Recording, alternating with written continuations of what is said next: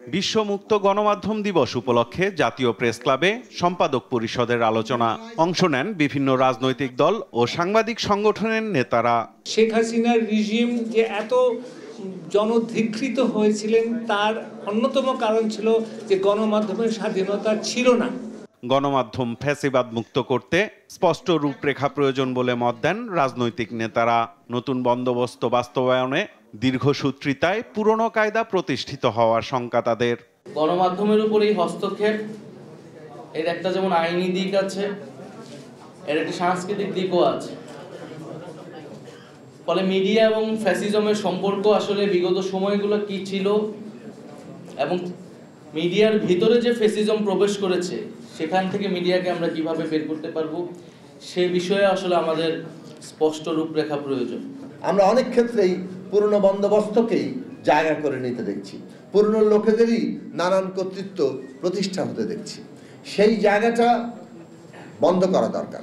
গণমাধ্যমের স্বাধীনতার পাশাপাশি নীতি থাকাও জরুরি বলেন নাগরিক ঐক্যের সভাপতি।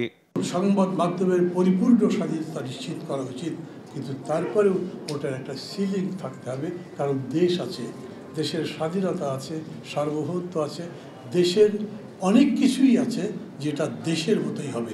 বিএনপি মহাসচিব মির্জা ফখরুল ইসলাম আলমগীর বলেন, গণমাধ্যমের স্বাধীনতায় বিশ্বাসী বিএনপি, ভবিষ্যতেও সে লক্ষ্যেই কাজ করবে দলটি।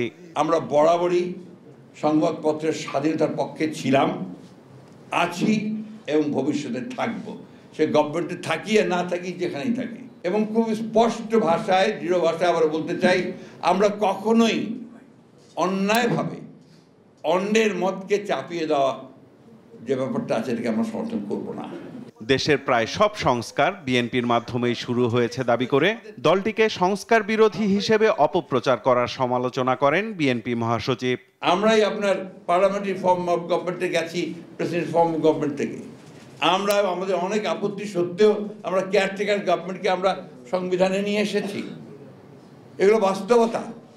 তো শুধু ওই বাস্তবতা থেকে অযথা আমাদেরকে আবার আপনার প্রশ্নবিদ্ধ করে অন্য পথে দেখানোর চেষ্টা করা, এটার পেছনে কিছু রাজনৈতিক উদ্দেশ্য থাকলেও থাকতে পারে। সামাজিক যোগাযোগ মাধ্যমে একে অপরের চরিত্র হরণের প্রবণতা শঙ্কার বলেও মন্তব্য করেন বিএনপি মহাসচিব মির্জা ফখরুল ইসলাম আলমগীর। কখনো দেশের বিরুদ্ধে, জাতির বিরুদ্ধে কখনো কাজ করার কথা চিন্তা করি না। এখন এই দেশে কিছু মানুষ আছে যারা ওই চিন্তাটা করে। সাইফুল রিপন, দেশ টিভি, ঢাকা।